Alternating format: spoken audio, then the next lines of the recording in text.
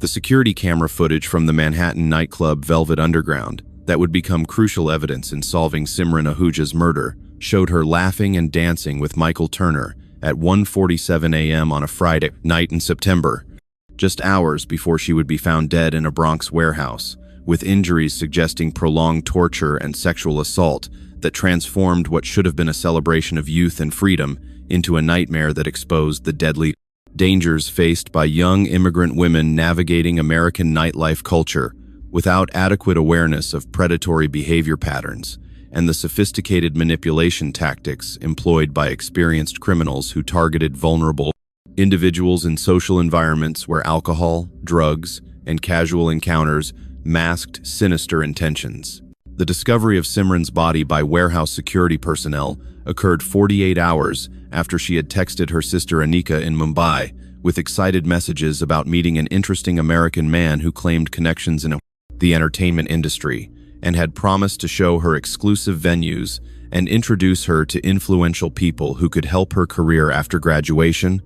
representing the kind of glamorous opportunity that she had imagined when deciding to pursue graduate education in New York rather than accepting arranged marriage proposals that would have kept her safely within traditional family structures in India. The investigation that would eventually expose Michael Turner as a serial predator who had targeted multiple young immigrant women through Manhattan nightclub scenes revealed a pattern of manipulation involving false promises about entertainment industry connections, exploitation of cultural naivety about American dating practices and safety protocols, and systematic violence against victims whose temporary immigration status and cultural isolation made them less likely to report crimes or seek help from authorities they perceived as potentially hostile to foreign nationals. The graduate program in computer science at Columbia University that had brought Simran to New York represented her family's significant financial investment and their trust that American education would provide career opportunities unavailable in India's competitive technology sector. Though her parents had expressed concerns about safety in a city they knew primarily through media representations that emphasized both professional opportunities and urban dangers that required constant vigilance and cultural awareness that their sheltered daughter might lack despite her intelligence and education. The part-time work as a barista that supplemented Simran's student income had provided her with social connections beyond her academic program and exposure to diverse Manhattan neighborhoods, where her outgoing personality, eagerness to experience American culture, made her popular with colleagues and customers who appreciated her warmth and curiosity about their lives, though this same openness would ultimately make her vulnerable to predators who recognized inexperienced immigrants as ideal targets for exploitation. The nightlife exploration that Simran had undertaken during her first year in New York reflected her desire to experience the freedom and excitement that she had read about in books and seen in movies, creating stark contrast with the protected life she had lived in Mumbai, where family supervision and cultural expectations had limited her social activities to approved gatherings with carefully vetted companions who understood proper boundaries and family obligations. The text messages that Simran had sent to her sister Anika during the evening of her disappearance revealed her excitement about meeting Michael and her naive trust in his claims about entertainment industry connections, though later messages showed growing discomfort with his behavior and unsuccessful attempts to leave his company when his attentions became aggressive and his true intentions became apparent through actions that contradicted his initial charm and respectful presentation. The 48 hours between Simran's last contact with family and the discovery of her body represented a period of horrific suffering during which Michael had transported her to a warehouse he used for drug distribution operations, subjected her to sexual assault and torture that reflected both his sadistic tendencies and his rage when she resisted his advances, and ultimately killed her when she threatened to report him to police, despite his warnings about immigration consequences and threats against her family that he hoped would ensure her silence. The forensic evidence that would ultimately convict Michael Turner included DNA material, surveillance footage from multiple locations, digital communications revealing his pattern of targeting immigrant women, and witness testimony from previous victims who had survived encounters with him but had been too traumatized or frightened to report their experiences to authorities until Simran's murder created opportunity for collective testimony. that demonstrated systematic predatory behavior rather than isolated incident. The community impact within New York's Indian graduate student population was devastating, as young women confronted the reality that their educational dreams and desires for cultural exploration could expose them to deadly dangers from predators who specifically targeted immigrant women whose cultural backgrounds, temporary legal status, and social isolation made them vulnerable to manipulation and violence, while preventing them from accessing protective services that required cultural knowledge and legal confidence they often lacked during their adjustment to American society. The journey that brought Simran Ahuja from Mumbai to New York had been celebrated by her family as a major achievement, representing years of academic excellence and competitive examination success that earned admission to Columbia University's computer science graduate program, where she would develop technical skills and international experience that would transform her career prospects, while also providing personal growth and cultural exposure unavailable in India's more traditional educational and social environments. The decision to pursue graduate education in America, rather than accepting arranged marriage proposals, had been controversial within her extended family, where some relatives viewed her choice as rejection of traditional values and potentially dangerous exposure to Western cultural influences that might corrupt her moral character and make her unsuitable for eventual marriage to appropriate partners within their community's social and religious frameworks. The financial arrangements that enabled Simran's American education had required significant family sacrifice, including loans against property, contribution from relatives, and Simran's commitment to part-time employment that would supplement her modest scholarship and reduce the burden on her middle-class parents, whose own aspirations had been limited by circumstances, but who hoped their daughter would achieve professional success they had been unable to attain. The arrival in New York during late summer had been overwhelming for Simran, despite her urban upbringing in Mumbai, as the scale, diversity, and pace of American metropolitan life presented challenges that required constant adaptation, while also offering exciting opportunities for exploring cultural activities, social environments, and personal freedoms that had been restricted by family supervision and community expectations throughout her youth. The graduate program at Columbia had provided intellectual stimulation and academic community that validated her decision to pursue American education,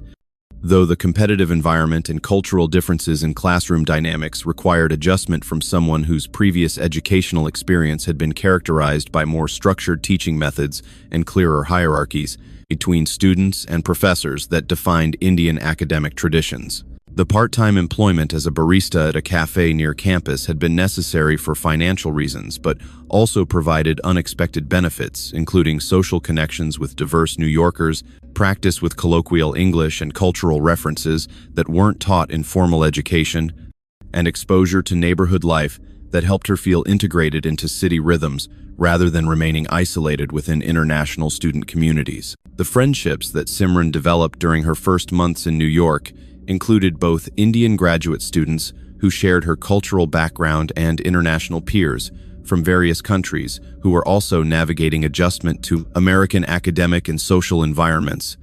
creating a support network that provided practical advice about everything from subway navigation to dating customs, while also enabling shared exploration of city attractions and nightlife scenes.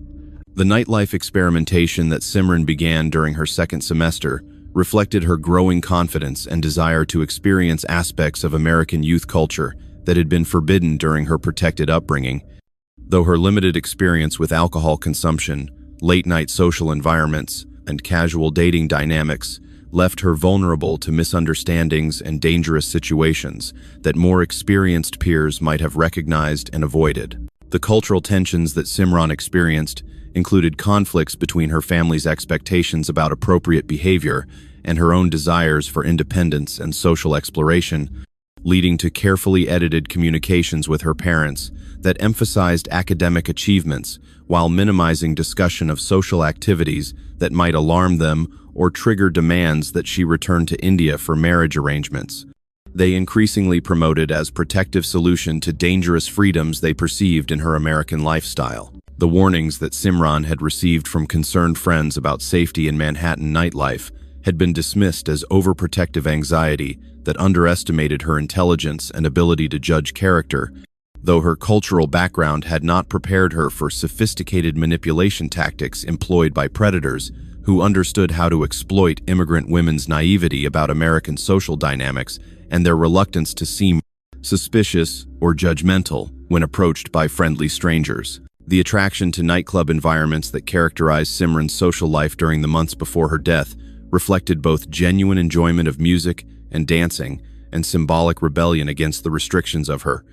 upbringing, creating psychological investment in proving she could successfully navigate adult freedoms without requiring family protection or traditional cultural constraints that she viewed as obstacles to personal development. The financial pressures that made expensive nightclub entry fees and drink prices challenging on her limited budget were sometimes alleviated by accepting invitations from men who offered to cover costs, though this practice created obligations and expectations that Simran didn't fully understand, despite warnings from friends about the transactional nature of such arrangements in American social contexts. This heartbreaking story reveals how dreams of freedom and adventure can turn into deadly nightmares when cultural naivety meets calculated predation. If you want to discover more cases about the dangerous realities young women face when navigating unfamiliar social environments and the predators who target them, subscribe to our channel and hit the notification bell, because sometimes the greatest danger isn't visible until it's too late. The encounter between Simran Ahuja and Michael Turner at the Manhattan nightclub Velvet Underground had been facilitated by his systematic positioning near the entrance, where he could observe arriving groups and identify potential targets whose appearance, behavior, and social dynamics suggested vulnerability to his practiced manipulation tactics that had successfully exploited dozens of young women during his years of predatory activity in New York nightlife scenes. The initial approach that Michael made toward Simran's group had employed his standard technique of seeming casual friendship offer rather than obvious romantic interest, presenting himself as an industry insider who could facilitate entry to exclusive areas and introduce them to influential people, creating social value that made his company desirable, while masking his true intentions behind professional networking facade. The separation of Simran from her friends had been accomplished gradually through Michael's strategic offers of special access and introductions that required movement between different club areas,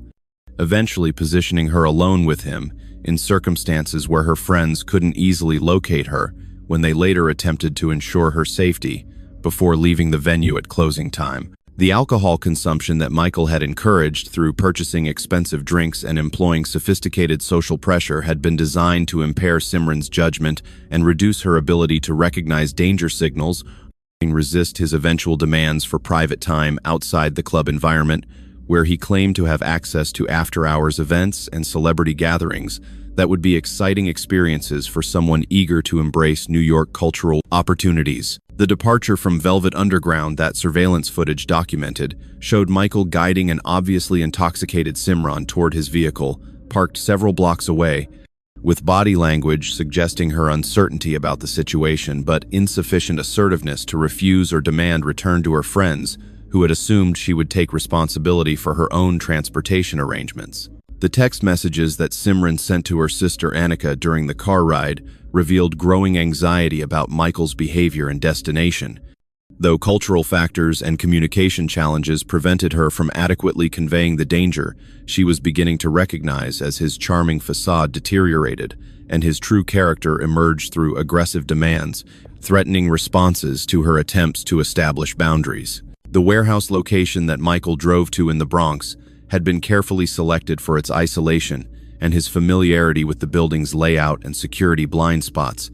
as he regularly used the facility for drug distribution operations that required privacy and access to spaces where criminal activities could be conducted without attracting attention from owners or neighboring businesses. The assault that began when Michael forced Simran into the warehouse evolved from initial sexual advances that she resisted into systematic violence, designed to punish her rejection and satisfy his sadistic impulses that had been carefully hidden beneath his superficial charm and false promises about entertainment industry connections that had convinced her to trust him, despite instinctive warnings she had overridden in her eagerness to experience New York opportunities. The duration of Simran's captivity extended over 40 hours, as Michael alternated between periods of assault and intervals when he monitored her condition while considering options for disposing of evidence that would link him to her and disappearance, demonstrating cold calculation that characterized his approach to predatory violence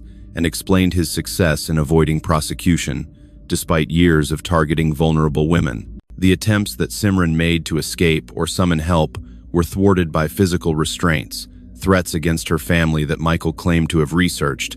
and warnings about immigration consequences that he falsely suggested would result if she reported being in his company or accessing services that might trigger deportation proceedings she feared despite their lack of legal basis in her legitimate student status. The final hours of Simran's life involved escalating violence, as Michael recognized that her injuries and emotional state made release impossible without creating unacceptable risk of police investigation,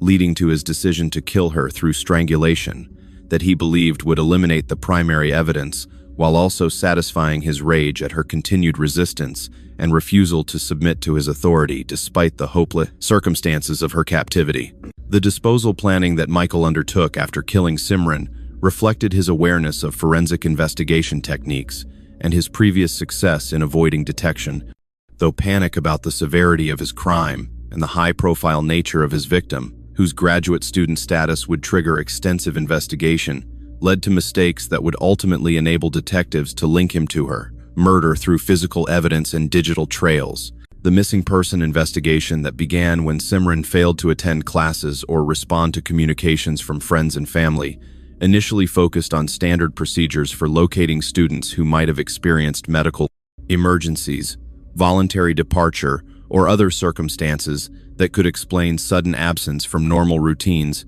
without immediately assuming criminal activity or dangerous situations requiring urgent intervention. The alarm raised by Simran's friends who remembered her departure with an unknown man from Velvet Underground triggered enhanced investigation, including contact with the nightclub for surveillance footage, interviews with witnesses who might have observed their interaction,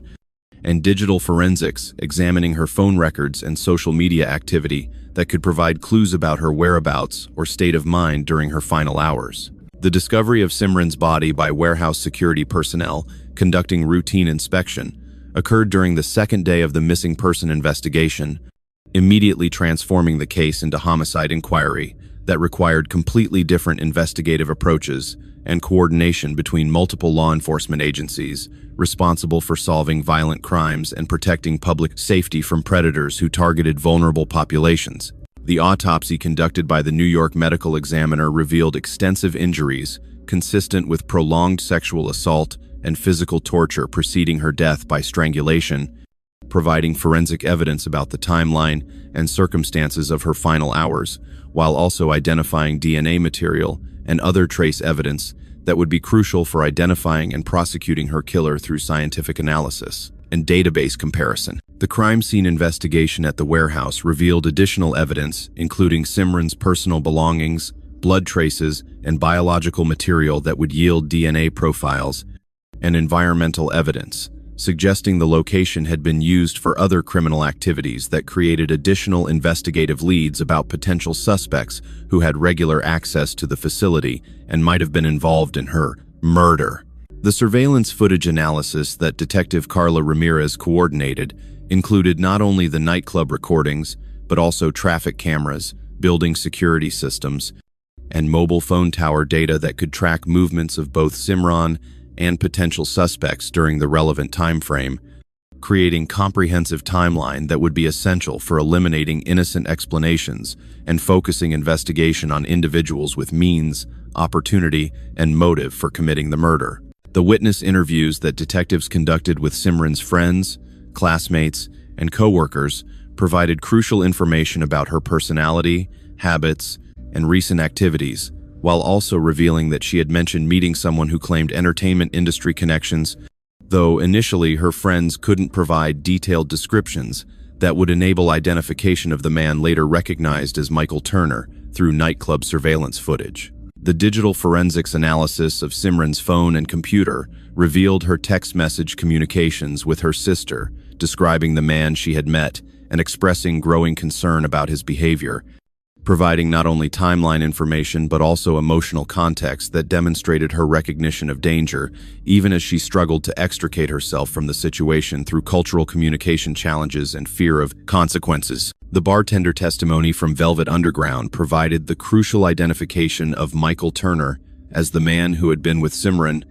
based on the bartender's recognition of him as a regular patron known for approaching young women with similar tactics, involving claims about industry connections and offers of exclusive access to entertainment venues and celebrity gatherings that served as lures for potential victims. The background investigation of Michael Turner revealed his extensive criminal history, including financial fraud, drug distribution charges,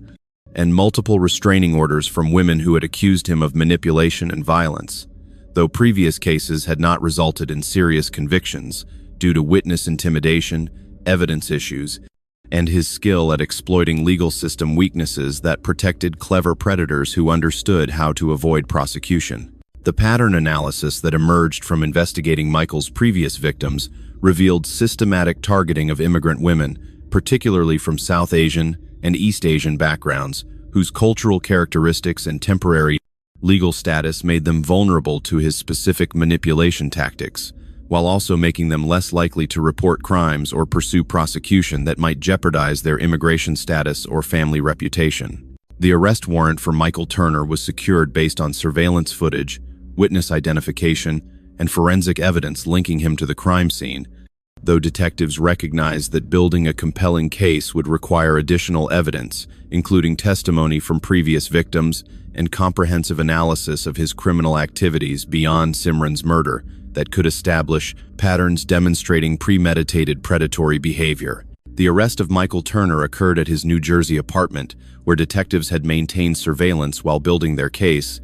with tactical teams securing the location due to concerns about his potential violence and possible destruction of evidence if he suspected imminent prosecution for murder that could result in life imprisonment given the heinous nature of his crimes against Simran and potential additional charges related to other victims. The interrogation that followed Michael's arrest revealed his sophisticated understanding of legal procedures and his calculation that maintaining silence while awaiting attorney representation would be more advantageous than attempting to provide explanations that could create inconsistencies exploited by experienced detectives who had reviewed extensive evidence and were prepared to methodically dismantle any false narratives he might construct. The search of Michael's apartment and vehicle yielded additional evidence, including digital devices containing photographs and communications documenting his interactions with multiple women, personal belongings taken from victims as trophies,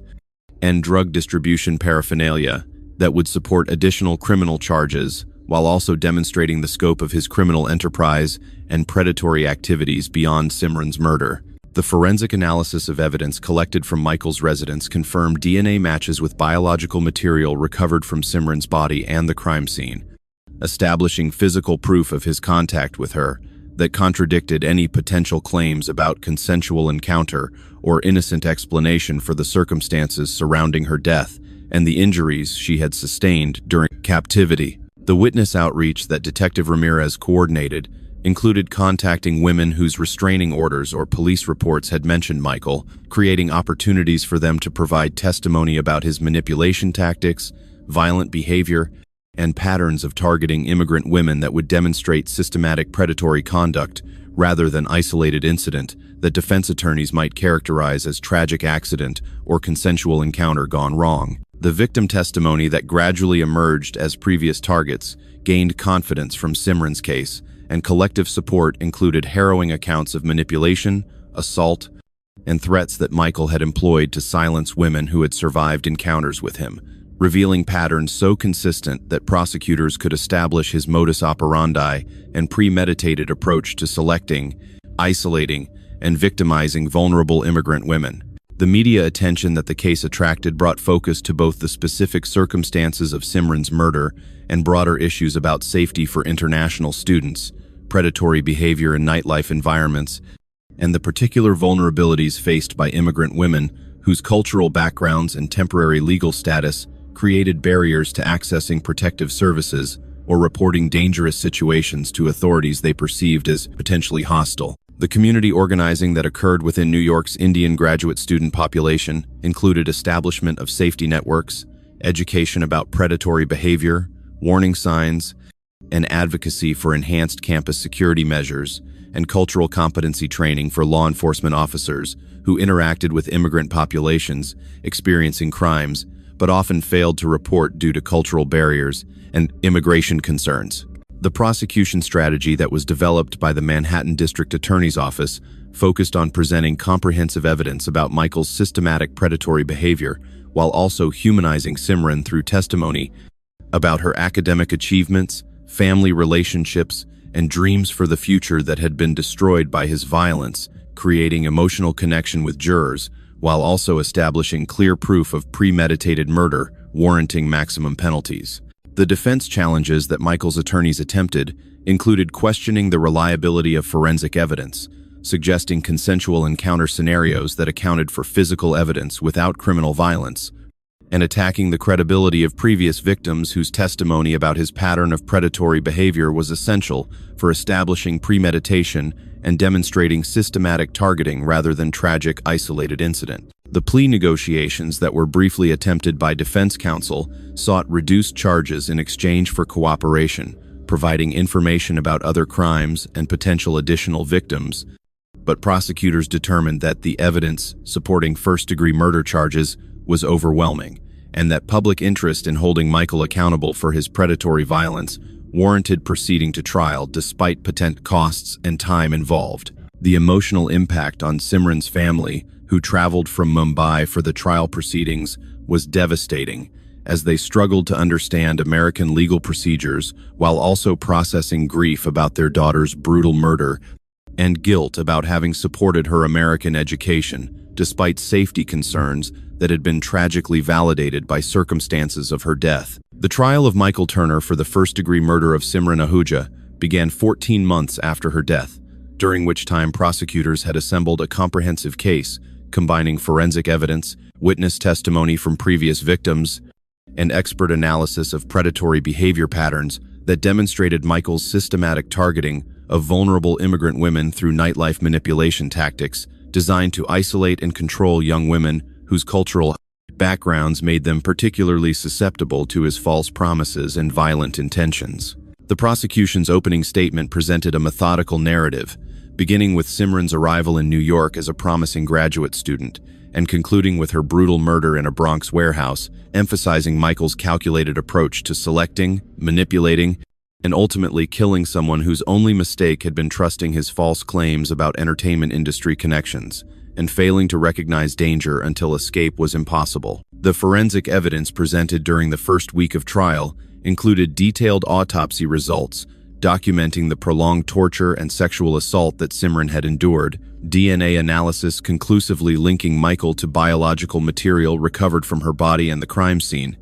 and timeline reconstruction based on surveillance footage and digital communications that eliminated any possibility of consensual encounter or accidental death scenarios that defense might attempt to suggest. The surveillance footage from Velvet Underground that showed Michael's initial approach and subsequent isolation of Simran from her friends was particularly powerful evidence, as jurors could observe his practiced manipulation tactics and her gradual intoxication that impaired her ability to recognize danger or resist his demands for private time away from the safety of public spaces and protective companions. The testimony provided by the bartender, who had identified Michael as a regular patron, known for targeting young women with similar manipulation tactics involving false claims about industry connections, provided crucial context about his predatory patterns, while also establishing that his encounter with Simran was not isolated incident, but rather example of systematic behavior that had characterized his activities in Manhattan nightlife scenes for years. The victim impact testimony from Simran's family members who had traveled from Mumbai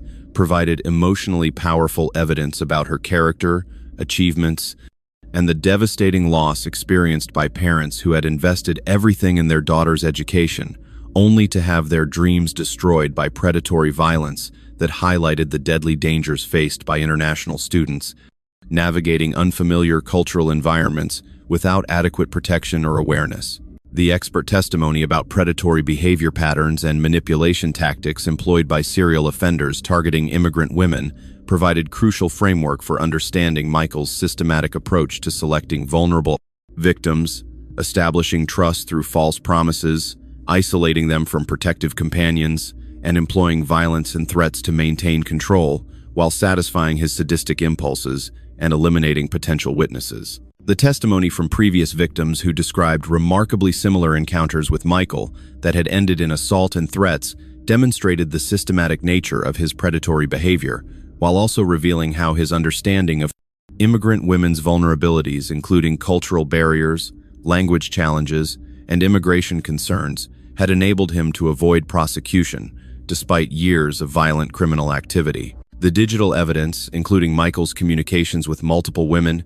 research into their backgrounds, and pattern of targeting recent immigrants from specific cultural backgrounds, demonstrated premeditation and systematic predatory planning, rather than spontaneous violence or tragic misunderstanding that defense attorneys might attempt to suggest in order to reduce charges or generate sympathy for someone whose calculated cruelty deserved no mitigation. The cross-examination attempts by defense attorneys to discredit victim testimony and suggest consensual encounter scenarios were systematically refuted by forensic evidence documenting the severity of Simran's injuries and prolonged nature of her captivity that contradicted any possibility of consensual activity or circumstance that might reduce Michael's criminal responsibility for her brutal murder. The closing arguments emphasized the overwhelming nature of evidence proving Michael's guilt, while also addressing broader implications about protecting vulnerable populations from predatory violence and ensuring that immigration status or cultural background would never prevent justice for victims whose humanity and worth transcended any temporary legal classifications or social vulnerabilities that predators might exploit. The jury deliberation lasted 3 days, as members carefully reviewed extensive evidence while considering complex questions about premeditation, torture, and the aggravating factors that warranted maximum penalties under New York law for crimes, demonstrating extreme cruelty and disregard for human life in circumstances designed to exploit victims' vulnerabilities and prevent their access to protective services or legal remedies. The guilty verdict on all charges, including first-degree murder, kidnapping, sexual assault, and torture, brought relief to Simran's family and the broader Indian graduate student community, while also triggering discussions about systemic changes needed to protect vulnerable populations from predatory violence and address the cultural barriers that prevented immigrant women from accessing safety resources or reporting dangerous situations before violence escalated to fatal levels. The sentencing phase focused on determining appropriate punishment that would reflect the heinous nature of Michael's crimes, while also considering his extensive criminal history and the patterns of predatory behavior that had victimized multiple women over many years, creating compelling arguments for maximum penalties that would ensure he could never again threaten public safety through his sophisticated manipulation tactics and sadistic violence. The victim impact statements presented during sentencing included emotional testimony from Simran's parents about their loss and the destruction of dreams they had invested in their daughter's education, while previous victims described ongoing trauma and the devastating impact that Michael's violence and manipulation had caused in their lives, creating a comprehensive picture of harm extending far beyond Simran's murder. The aggravating factors that prosecutors emphasized during sentencing arguments included the premeditated nature of Michael's crimes, the prolonged torture and suffering he had inflicted on Simran, his targeting of vulnerable immigrant women whose cultural backgrounds and temporary legal status made them less likely to report crimes, and his complete lack of remorse demonstrated through attempts to fabricate alibis and destroy evidence. The psychological evaluation conducted for sentencing purposes revealed antisocial personality disorder and sadistic tendencies that explained Michael's ability to manipulate victims while planning systematic violence, while also indicating that he represented ongoing danger, requiring permanent incarceration to protect public safety from someone whose personality structure and behavioral patterns showed no capacity for reform or genuine remorse. The defense mitigation attempts included references to Michael's troubled childhood and substance abuse issues that supposedly contributed to his criminal behavior, Though these arguments were undermined by evidence of calculated planning and sophisticated manipulation that demonstrated rational thinking inconsistent with claims about impaired judgment or diminished capacity resulting from personal history or addiction. The sentencing decision imposed life imprisonment without possibility of parole, plus additional consecutive sentences for kidnapping and sexual assault charges, reflecting the judge's conclusion that Michael's crimes represented extreme depravity and systematic predatory violence, warranting maximum punishment to protect public safety and provide justice for Simran and the many other victims whose lives had been damaged by his calculated cruelty. The appeals process that followed sentencing proved unsuccessful, despite defense arguments about alleged procedural errors and claims about inadequate representation,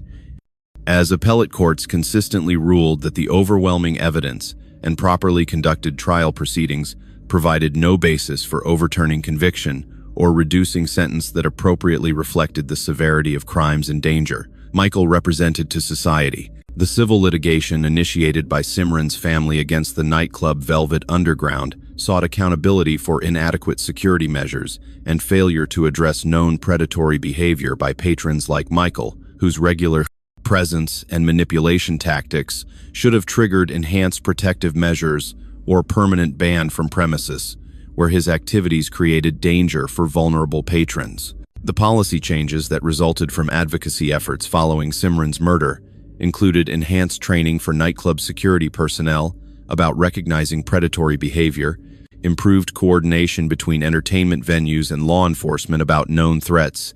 and campus safety initiatives specifically designed to educate international students about dangers in American nightlife, environments, and manipulation tactics employed by predators targeting immigrant populations. The ongoing support for previous victims who had testified during Michael's trial included counseling services addressing trauma and guilt about their inability to prevent Simran's murder by reporting their own experiences earlier,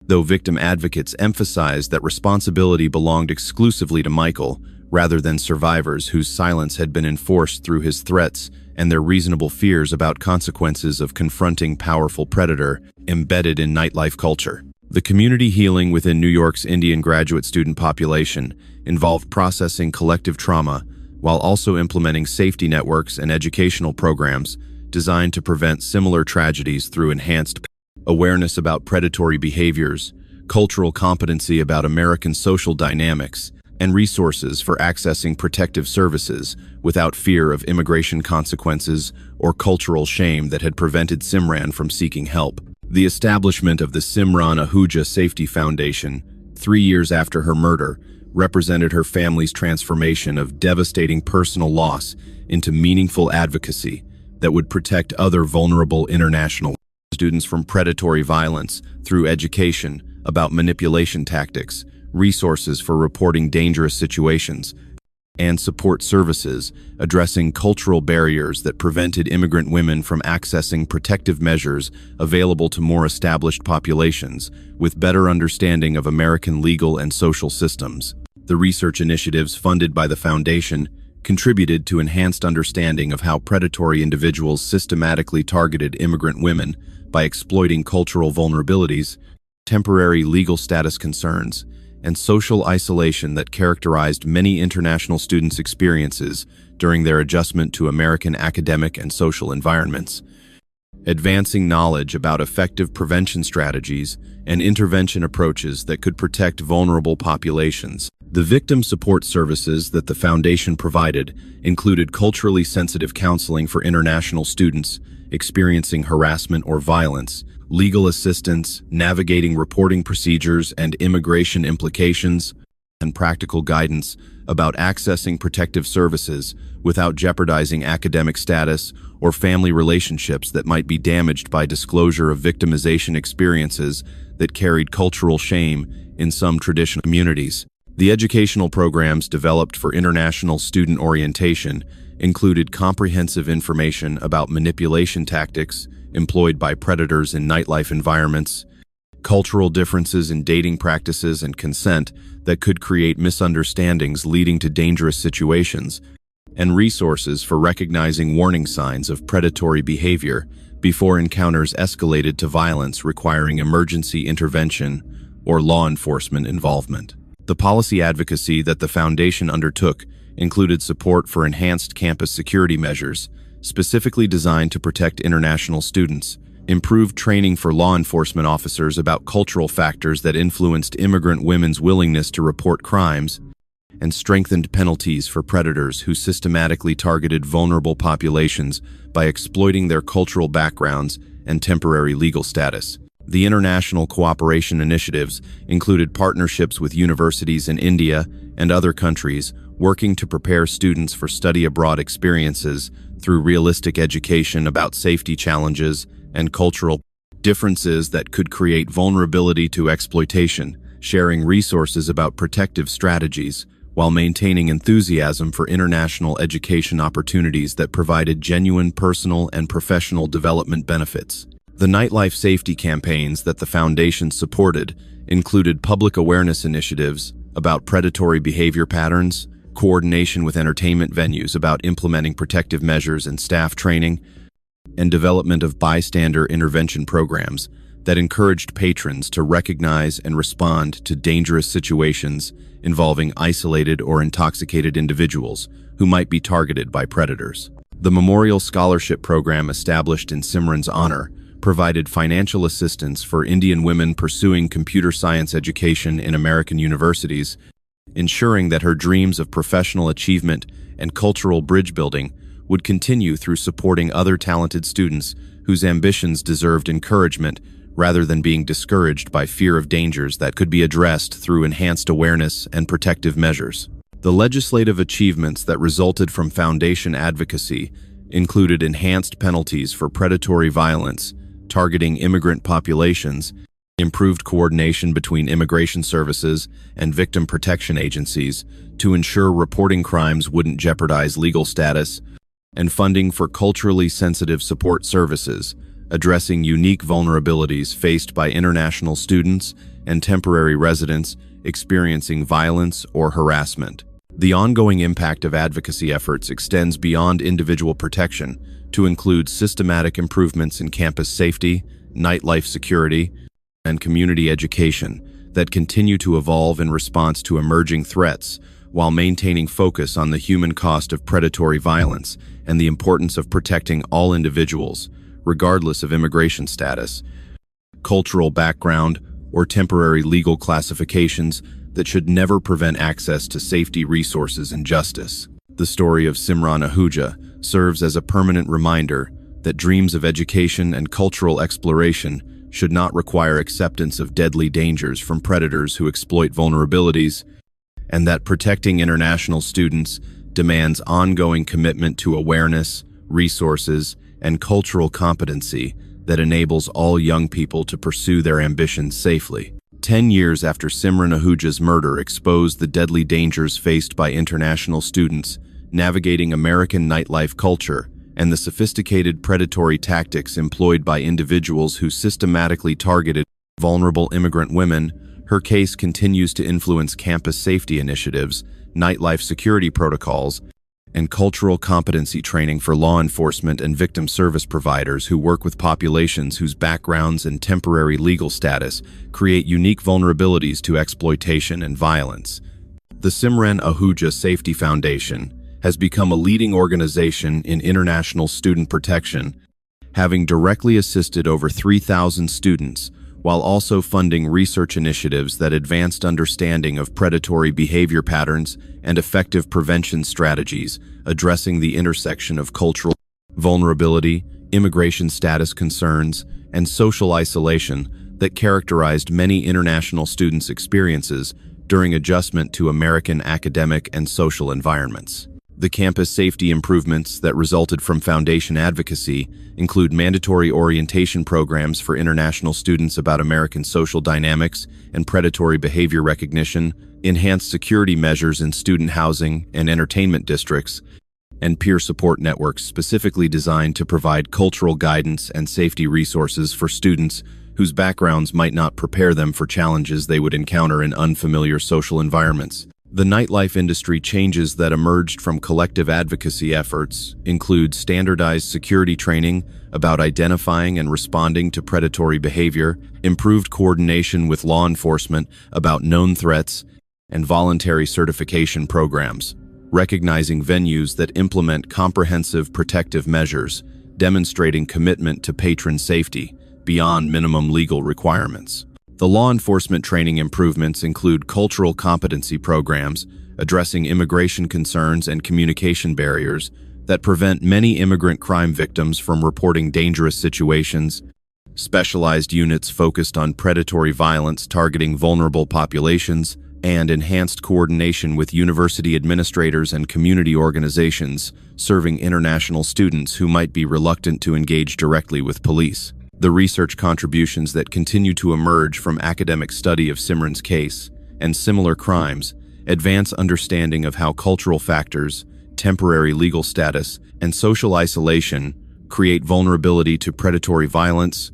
while also contributing to improved prevention strategies that balance realistic safety education with maintaining enthusiasm for international education opportunities that provide genuine benefits when appropriate protective measures are available. The international cooperation that developed through foundation initiatives includes partnerships with universities worldwide, working to prepare students for study abroad experiences through comprehensive safety, education, sharing resources about protective strategies and support services,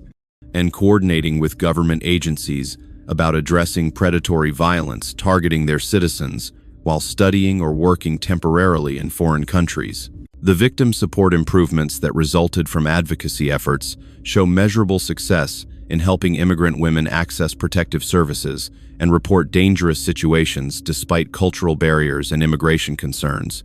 with increased prosecution rates for predatory violence and enhanced resources for survivors whose unique circumstances require specialized support, addressing both immediate safety needs and longer-term recovery challenges. The memorial impact of Simran's legacy extends beyond specific protective measures to include broader cultural recognition that international students enrich American educational institutions and deserve comprehensive support, addressing not only academic challenges but also social adjustment difficulties and safety vulnerabilities that can expose them to exploitation by predators who view their cultural backgrounds and temporary status as opportunities rather than diversities deserving respect. The ongoing vigilance maintained by the Foundation and partner organizations recognizes that predatory behavior continues to evolve as criminals adapt to improved security measures and protective awareness, requiring sustained commitment to education, research, and advocacy that addresses emerging threats while maintaining focus on the fundamental principle that all individuals deserve safety and justice, regardless of immigration status or cultural background. The story of Simran Ahuja lives on through every international student who receives safety education that might prevent similar tragedy, every victim who finds courage to report dangerous situations because improved resources address their cultural concerns and immigration fears, and every policy improvement that emerged from comprehensive response to her murder, ensuring that her death contributed to lasting positive change, protecting vulnerable populations worldwide. 15 years after Simran Ahuja's brutal murder transformed her family's dreams into a nightmare, while exposing the sophisticated predatory tactics employed against vulnerable international students in American cities, her legacy continues through enhanced safety measures, cultural competency improvements, and advocacy efforts that have protected thousands of young women pursuing educational opportunities abroad while navigating unfamiliar social environments where cultural naivety and immigration status can create deadly vulnerabilities when predators recognize and exploit these factors for systematic violence. The comprehensive changes in campus safety protocols that resulted from advocacy efforts include mandatory orientation programs, specifically designed for international students addressing American social dynamics, nightlife dangers, and manipulation tactics employed by predators, while also providing resources for reporting dangerous situations without fear of immigration consequences or cultural shame that previously prevented many victims from seeking help until situations escalated beyond intervention. Possibilities. The nightlife industry transformations that emerged from sustained advocacy include enhanced security training programs, improved coordination with law enforcement about known predatory individuals, and voluntary certification systems, recognizing venues that implement comprehensive protective measures, demonstrating genuine commitment to patron safety, rather than merely meeting minimum legal requirements that proved inadequate for protecting vulnerable populations. The law enforcement improvements include specialized training about cultural factors influencing immigrant women's willingness to report crimes, enhanced coordination with university administrators and community organizations serving international students, and dedicated units focused on predatory violence, targeting vulnerable populations whose temporary legal status and cultural backgrounds created unique challenges for traditional policing approaches. The research contributions that continue to emerge from academic study of predatory violence against international students advance understanding of manipulation tactics, vulnerability factors, and effective prevention strategies, while also informing policy development and support service design that addresses the complex intersection of cultural adaptation, immigration status, and personal safety in ways that protect vulnerable individuals without discouraging legitimate international education pursuits. The international cooperation that developed through foundation initiatives includes partnerships with governments and universities worldwide, working to prepare students for study abroad experiences through comprehensive safety education, coordinated responses to predatory violence targeting their citizens, and ongoing information sharing about emerging threats and effective protective strategies that can be adapted to various cultural and legal contexts. The victim support services that were enhanced through advocacy efforts demonstrate measurable success in helping international students access protective resources and report dangerous situations despite cultural barriers and immigration concerns. With increased prosecution rates for predatory violence and improved outcomes for survivors, whose unique circumstances require specialized support, addressing both immediate safety needs and longer-term recovery challenges. The Memorial Scholarship Program that continues to honor Simran's memory by supporting Indian women pursuing computer science education has provided opportunities for over 100 students, while also creating awareness about the importance of protecting international students' safety while they pursue educational dreams that should never require acceptance of deadly dangers from predators who exploit vulnerabilities for systematic violence. The ongoing vigilance maintained by advocacy organizations recognizes that predatory behavior continues to evolve as criminals adapt to improved security measures, requiring sustained commitment to education, research, and policy development that addresses emerging threats while maintaining focus on fundamental principles that all individuals deserve safety and justice, regardless of immigration status or cultural background. The story of Simran Ahuja serves as a permanent reminder that while international education provides invaluable opportunities for personal growth and professional development, these benefits must be accompanied by comprehensive protective measures, addressing the unique vulnerabilities faced by students whose cultural backgrounds and temporary legal status can be exploited by sophisticated predators who view their naivety and isolation as opportunities rather than diversities deserving respect and protection. Her legacy lives on through every international student who receives safety, education that might prevent similar tragedy, every victim who finds courage to report dangerous situations because improved resources address cultural concerns and immigration fears, and every protective measure that emerged from comprehensive response to her murder, ensuring that her death contributed to lasting positive change that continues to protect vulnerable young people pursuing their dreams in unfamiliar environments worldwide.